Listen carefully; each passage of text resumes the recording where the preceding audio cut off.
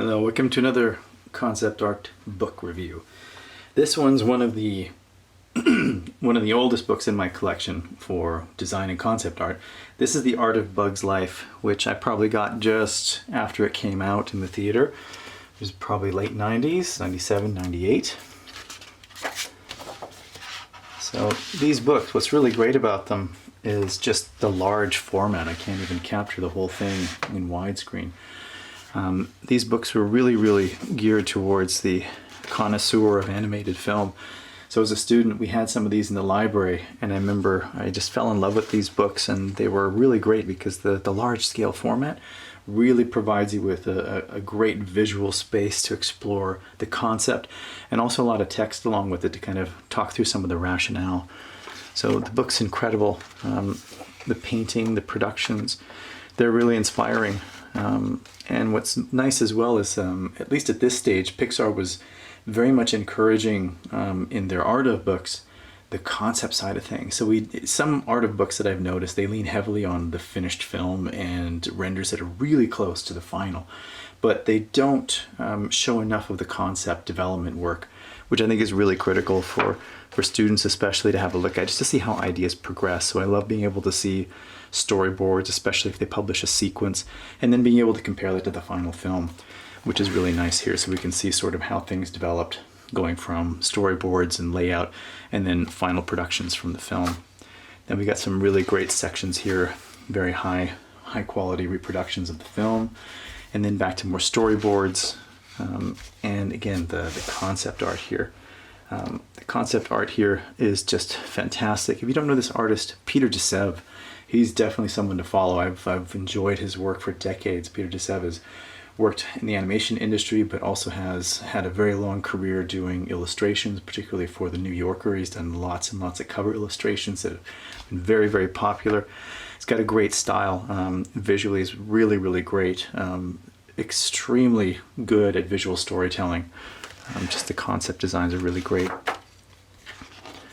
And again, looking at more color storyboards, layout, and looking at some of the early productions of the film. Again, going back over 25 years, it is kind of a little bit horrifying to see how the state of 3D was at the time, but when you look at the result and how well it does stand up, it's very impressive. I couldn't imagine a scene that heavy in a machine that I have today, and having to go back to like 1995. I shudder to think how much strain that must have been on the technical requirements. Again, lots of great stuff. Each character gets a little bit of a bio.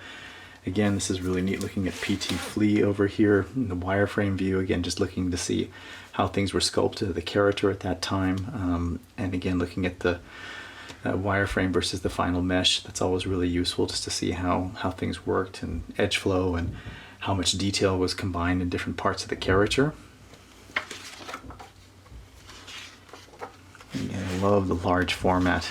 It's really great. This is a book you have to hold with two hands. You can't just move it around casually. You have to really put in a nice big space, get out some pens and paper, and just start drawing and copying what you see. I really wish they had the money to produce books of this caliber. Still looking for them to return to this kind of really big format. They're not easy to keep on a shelf, I'll admit that. The non-standard format is definitely a little bit tricky for some bookshelves. But again, look at this. This is really great.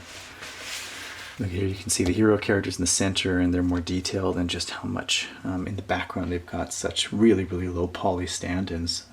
Very neat to see how they had to overcome the challenge of having this many characters in a scene and still be able to focus on the hero shots and not let the background get in the way too early until they were able to integrate those other characters into the shot. And again, these are great research paintings, thinking about how light is going to work in materials that are translucent and allow light to pass through them. So subsurface scattering, all those kind of challenges to sort of recreate what it's like when sunlight goes through leaves. It's a big technical challenge for the time. And I'm sure compared to what can be done today, definitely you can see improvements, but at the time it was really great. And again, these color scripts, these little pastel color scripts, very valuable. Really great to see those as well. I think especially for students who enjoy painting and concept design, seeing how a pastel painting at that low a scale can convey so much of the look of the final image, and comparing that to what they got in the shot, it really shows how much the lighting artists rely on the concept design, these lighting keys, to produce the end result of the film.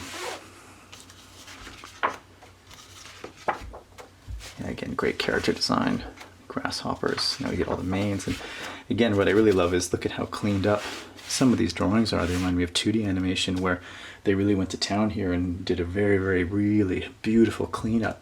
The designs are just so well thought out. Very easy to understand the shapes, drawing very dimensionally, and final cleanup designs, just like you would do in 2D, like a model pack and expressions, just to help everybody on the rigging team and the animation team figure out what kind of goals they were trying to hit, what the characters needed to do, and how expressive they were going to be.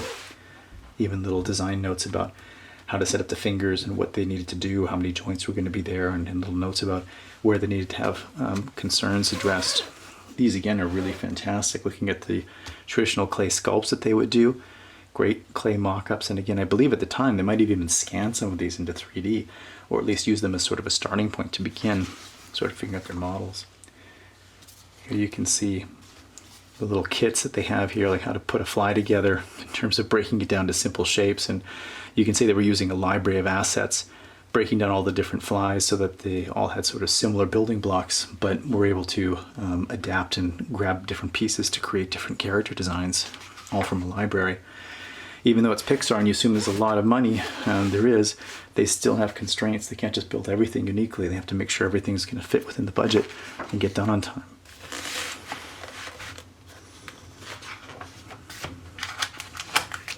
Yeah, amazing, beautiful stuff. Looking at this, they're talking about shaders, natural lighting, and picking out some moments in the film that must have been particularly challenging, and then going into special effects. Gorgeous book.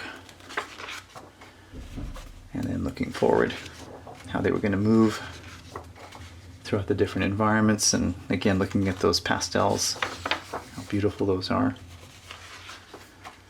Oh, that's really great. I love, wow, look at the high contrast lighting they've got here. Really neat. Again, trying to convey the idea of having like one strong light source, basically the moon at night, and how that was going to give you very high contrast, and how that would potentially look when it was all done. And then a credit list of all the human beings that were part of this amazing film. Again, this book, Art of Bug's Life, it's got this great little color to it. You can see it sort of shifts a little bit, tiny little movement. Great book. Definitely it's been worn around a lot.